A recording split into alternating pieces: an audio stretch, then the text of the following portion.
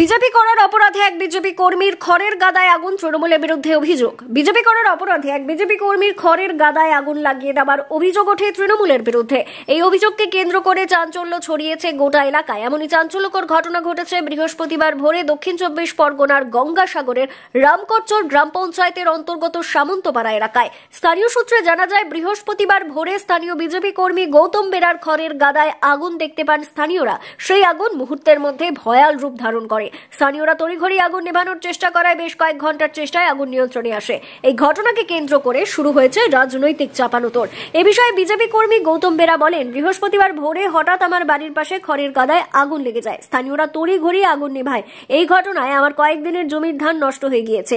বিজেপির অভিযোগ, গৌতম বেরা বিজেপি কর্মী হওয়ার কারণে তৃণমূল পরিকল্পিতভাবে রাতের অন্ধকারে এই আগুন লাগানোর ঘটনা ঘটিয়েছে।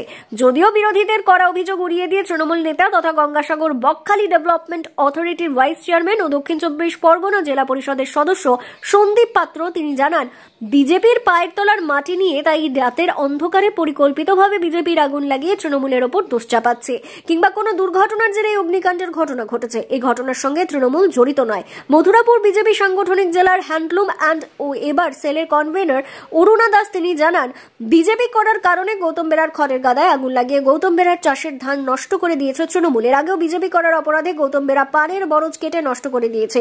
তৃণমূলের দুষ্কৃতীরাই এই কাজ করেছে। সম্পূর্ণ বিষয় নিয়ে প্রশাসনের দ্বারস্থ হয়েছে গৌতম বেরা।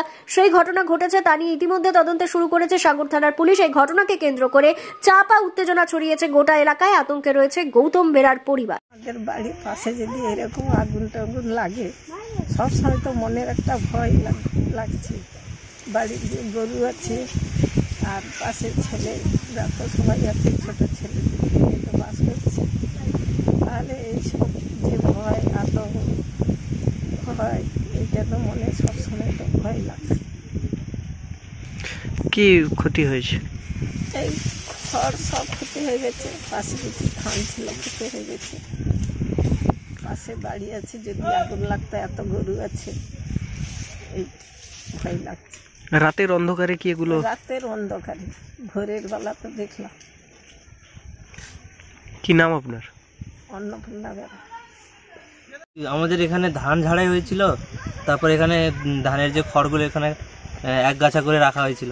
এবারে ভোরবেলা যখন বাবা উঠে দেখে যে না, সব খড় পুড়ে ছাই হয়ে গেছে, আগুন জ্বলছে, ধোঁয়া উঠছে।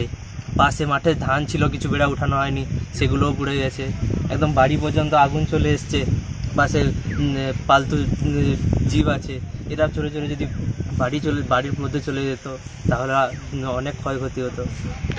একটা কি আতঙ্কের মধ্যে তো আছি। আজকের এখন খড় জ্বালিয়ে দিচ্ছে, কালকে যদি বাড়িতে আগুন লাগিয়ে দিয়ে যায়। কারা করছে? কারা করছে সেটা তো আমরা বলতে পারবো না, কারণ আমরা সচক্ষে কিছু দেখিনি। কারোর উপরে সন্দেহ বা অনুমান? এমন তো আমার কি বলা আছে, আমি তো এরকম কিছু জানি না, বা আমার সঙ্গে কারো শত্রুতাও নেই। কি নাম আপনার? সন্তু বেরা। আজকের ভোরবেলায় উঠে দেখি এরকমভাবে সব পুড়ে গেছে। কীভাবে লেগেছে বুঝতে পারছি না। যেহেতু আমি বিজেপি করি, সেদিক থেকে আমার অনুমান শাসক দলের এগুলো করলেও করতে পারে। এর আগেও এরকম আমার পানের পরে যে প্রায় 300 মতো পানের গাছ কেটে দিয়ে গেছে। এইভাবে বিভিন্নভাবে আমার ক্ষতি হয়। সেই দিক দিয়ে আমার অনুমান, যেহেতু আমি অন্য দল করছি, বিপক্ষ দলে কেউ এগুলো করলেও করতে পারে। কখন হয়েছে এটা? এই রাত্রিতে হয়েছে, ভোরবেলায় আমরা দেখলাম। তবু কত বিঘা জায়গার? আনুমানিক 2 বিঘা জমির খড়, এবং এই সাইডে কিছুটা ধানের ছিল, সেগুলোও পুড়ে গেছে।